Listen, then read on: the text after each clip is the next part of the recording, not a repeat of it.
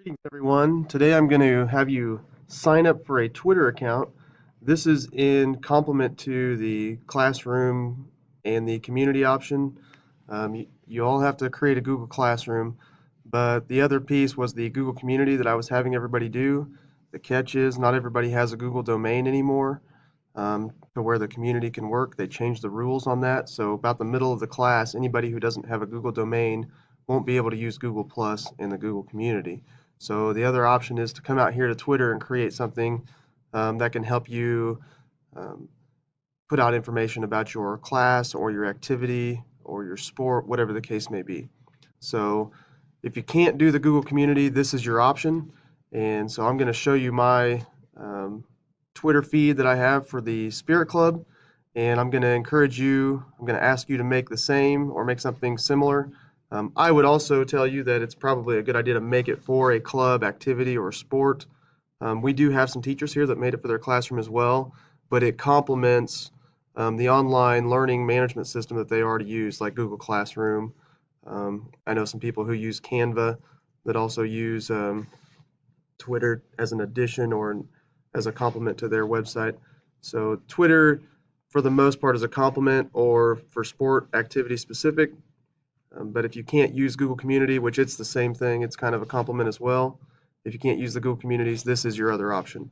I'm just trying to find a way to give you guys multiple options here for those of you who can't use Google Community. Okay, so we're going to talk about Twitter. Um, it's pretty simple, pretty straightforward.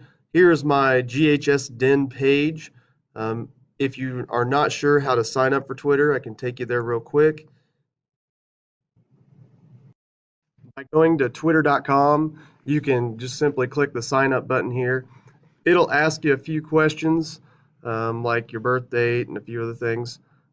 Please know that it'll require a birthday that is 18 years or older. I'm assuming since this is a graduate class, all of you fit that description. You can also sign up with either a phone number or an email. They'll want those to be legitimate emails or phone numbers, so just keep that in mind as well.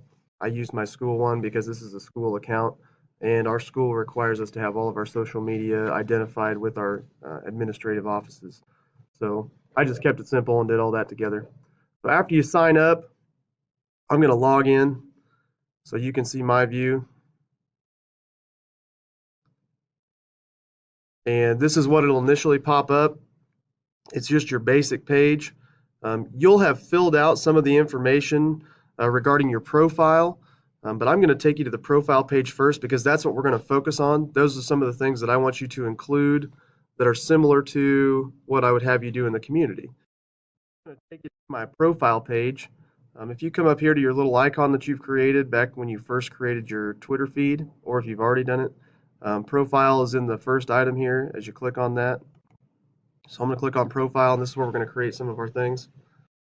So once you click on your profile, you'll notice over here on the right-hand side, if it didn't already show up, there's a sneak peek at a new Twitter.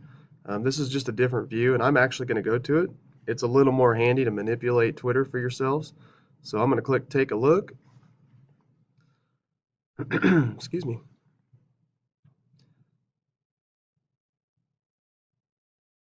And as it loads, you're going to see that I've subscribed to a few things relative to my classes or the things that I want to do. I also have some people who follow me that may want me to follow them as well. This is a Spirit Club page, so a lot of athletic things tend to show up over here, or fans or parents who follow us. Um, but the big thing that we're going to do here after you've created your Twitter page is we're going to have you start creating what's called a Twitter stream or some messages to put out there so the people who follow you can get the information you want to share with them. So where that occurs actually is right here in the what's happening. It's very similar to what a Google Plus community would offer. They have a box and you plug in exactly what you want people to see and they respond to it accordingly, or like it or whatever the case may be. So when you click on what's happening, a dialog box is going to show up and it's going to allow you to put in a certain number of characters. They used to limit it to like 144. Now I believe it's 288. One of the popular things to do as you type in a message is to add emojis, but don't get too emotional. That's my terrible joke. Sorry, I have horrible humor. Um, but that's one of the things to alleviate some of the extra characters when you type words and Sometimes you can use numbers for that as well. That's a common thing.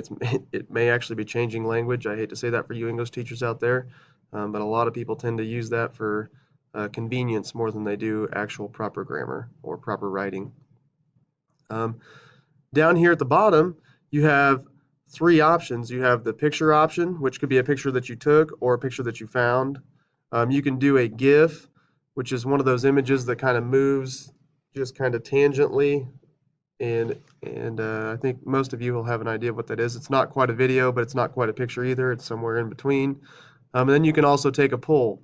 All of these options are also available in your Google Plus community, so that's why I'm using this. It's very, very similar. So when you create your Twitter page, I'm going to want you to include one of each of these. Okay. A few other things that I would like you to be aware of. I'm just going to start by saying hi here, and then you can start a stream as well. And to do a stream, you hit plus, and you can add another tweet. Maybe you're running out of characters. Maybe you want to separate it into groups. I have in here that there are 3 subtopics or 3 retweets with new information. This is where I would like you to do your 3 subtopics or 3 retweets. You can start with the main idea up here. So let's say this was my golf page, and I wanted to say tournament schedule. And then down here, I would add a tweet, and I might put whatever the month of April's golf tournament schedule is. So kids would know exactly what to look at. And maybe as I think about the organization of all this, I put April tournament schedule so they know. Another strategy that I've seen one of my coworkers use is I've taught them a little bit about using Twitter. He's a track coach, and he likes to put out the awards and the things that people do at each meet. So he'll put this heading of what award or what event it was, and then down below he'll put who placed in what event, so forth and so on. And he's really good about adding pictures and letting people know, catching them in the moment.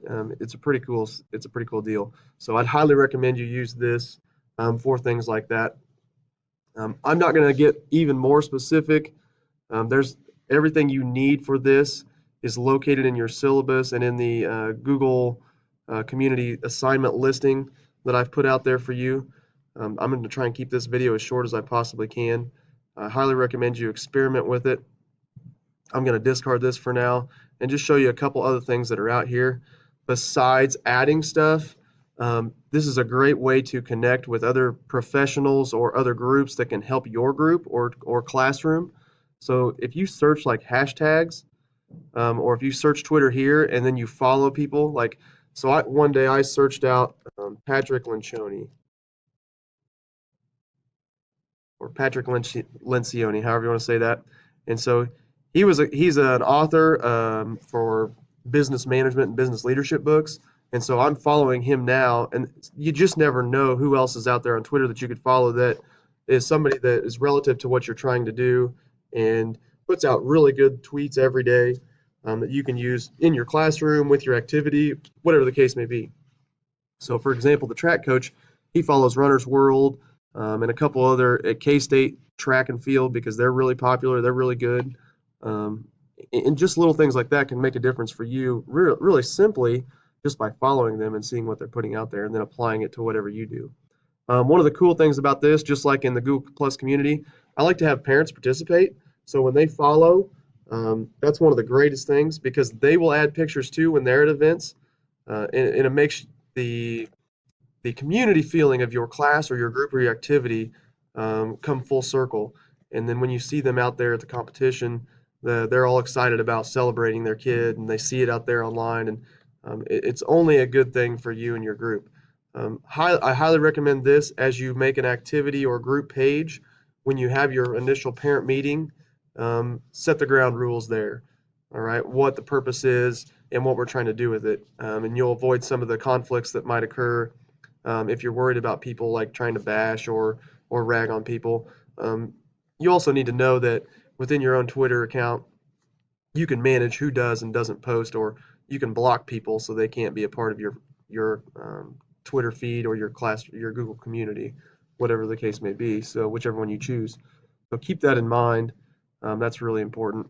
Um, you can also send messages to people who follow you. So what I like to do is have all my golf athletes follow me, all my Spirit Club members follow me, and so I can send direct messages to them to let them know what's coming up or if I need them for something.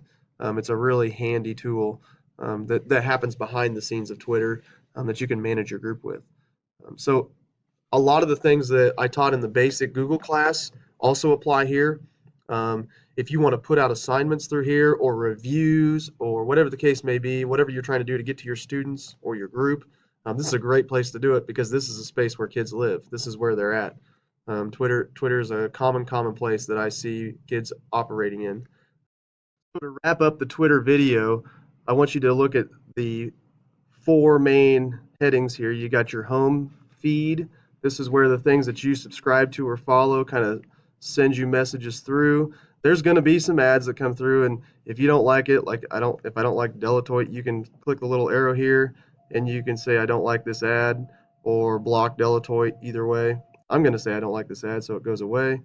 Um, and so you can really control what comes through on your Twitter feed.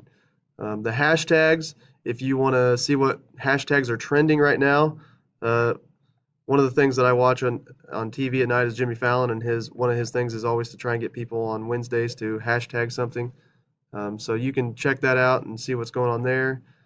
Your bell here is notifications if people are liking or retweeting something that you put out there.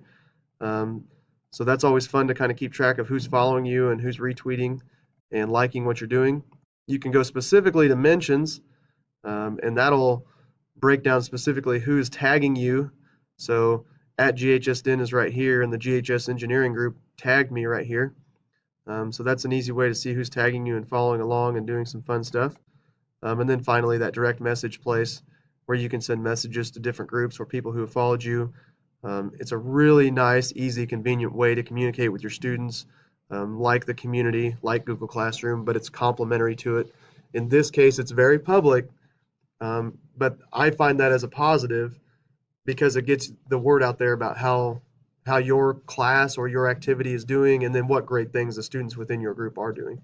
So highly encourage you to use it in your own real life and set it up for an activity or a group that you actually work with, and then go from there. Personally, on a side note, I don't have a Twitter page, don't have a Facebook page.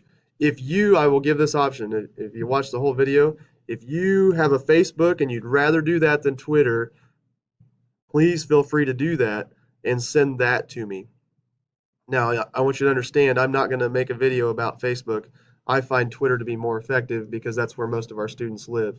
But if you want to do a Facebook and you want to do that instead of the Twitter, I realize that has similar applications, and I would be happy to accept that as well. All right, thank you guys for listening. I hope you're enjoying the class. Please let me know if you have any questions. I'm happy to answer anything that you got. And until next time, take care, and we'll see you later.